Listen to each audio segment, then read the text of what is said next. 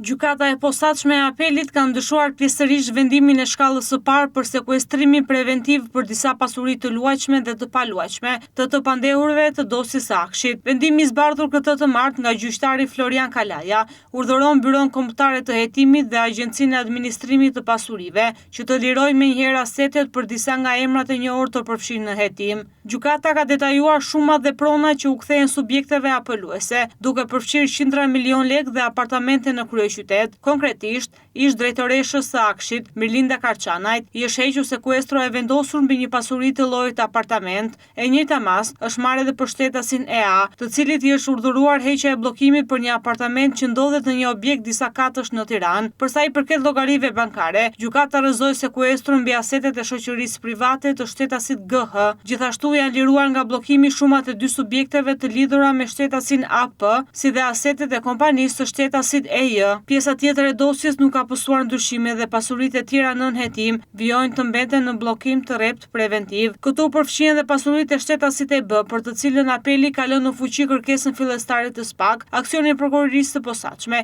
i datës 21 prill çoi në sekuestrimin e mbi 40 milionë eurove në total. Antarët e përfshirë në këtë dosje po hetohen për një sër akuzash të rënda, ku përfshihet shkelja e barazisë në tendera publik, korrupsioni pasiv i funksionarëve publik, pastrimi i parave, si dhe krijimi dhe pjesëmarrja në grup të strukturuar kriminal. Për të ndjekur rrugën e mëtejshme procedurale kundër këtij vendimi të apelit, mund të ushtrohet rekush në gjykatën e lartë brenda një afati ligjor prej 45 ditësh.